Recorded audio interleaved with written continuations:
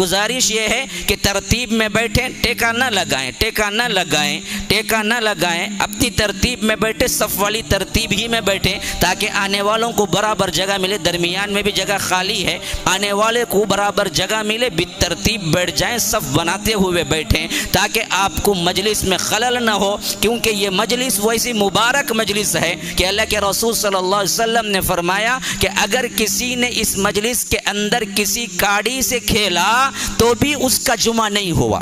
اللہ اکبر، کتنا سنجیدہ مجلس ہے، دیکھیے کتنی سنجیدگی اللہ کے رسول صلی اللہ علیہ وسلم نے اختیار کرنے کا حکم دیا کہ اس میں سلام کلام بھی نہیں ہو سکتا، کسی نے سلام کیا تو جواب بھی نہیں دینا چاہیے، حتیٰ کہ اللہ کے رسول صلی اللہ علیہ وسلم نے فرمایا کہ اگر کسی نے اپنے ہاتھ سے ادھر کی کاڑی ادھر کی، ادھر کی کاڑی ادھر کی تو بھی اس نے لغو کام کیا، اور جس نے لغو کام کیا اس کی جمعہ نہیں ہوتی۔ فمن لغا فلا جمعۃ لہ، جس نے لغو کام کیا اس کی جمعہ نہیں ہوتی۔ آپ حاضر ہوئے، سنے، نماز پڑھے، لیکن ثواب کے اعتبار سے آپ کو کچھ نہ ملا تو اس سے بڑی بدبختی کوئی اور نہیں ہوگی۔ مجلس کو پہچانیے کہ یہ بڑی مبارک مجلس ہے جس کے اندر اللہ کے رسول صلی اللہ علیہ وسلم پھلانگنے سے منع کیا کرتے تھے، جلدی آنے کے لیے بزور کہا کرتے تھے، اور اصحاب رسول اللہ کا یہ اہتمام اس حد تک ہوتا تھا کہ وہ صبح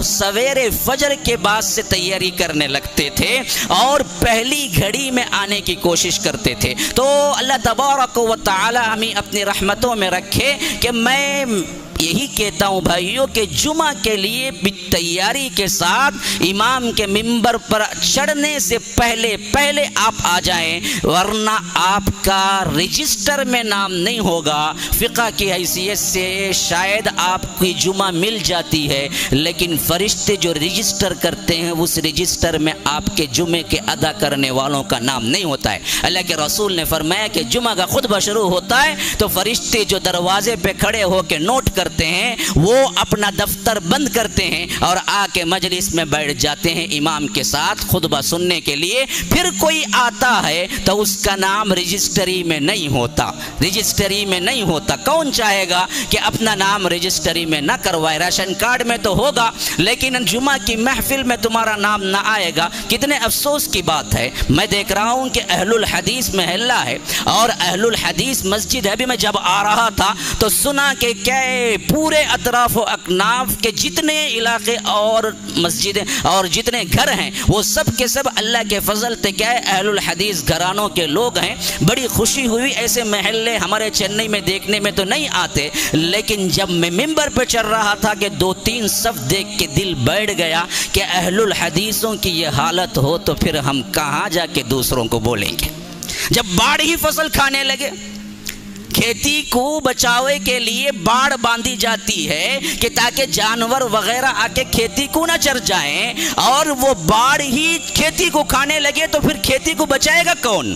یہی حالت ہم اہل الحدیثوں کی ہو چکی ہے۔ اہل الحدیث ہی کتاب و سنت پہ عمل پیرا نہ ہو، وہ خود جمعہ کی اہمیت نہ ہو، ممبر سے چڑھنے سے پہلے پوری مسجد بھر جانی چاہیے، لیکن وہاں پر 2 صف ہوں تو پھر کس کا ماتم کریں؟ ہم کن کن کے پاس جا کے بولیں؟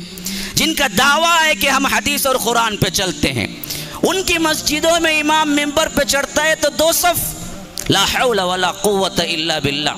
اس سے بڑی افسوس کی بات میرے لیے کوئی اور نہیں ہے۔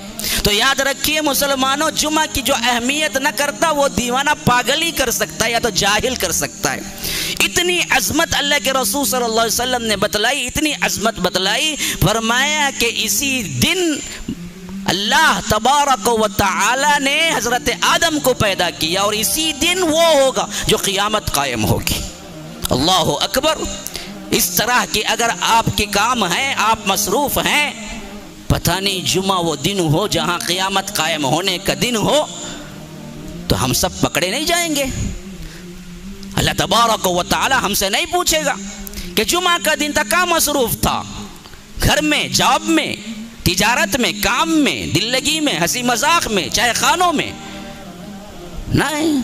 اذا نودی للصلاۃ من یوم الجمعہ، اذان دے دی جائے تو دوڑو، بھاگو، نکلو، فسعوا الی ذکر اللہ وذروا البیع، جاؤ اللہ کے گھر کی طرف، مسجد کی طرف، اور حرام ہو جاتی ہے تم پر تجارت.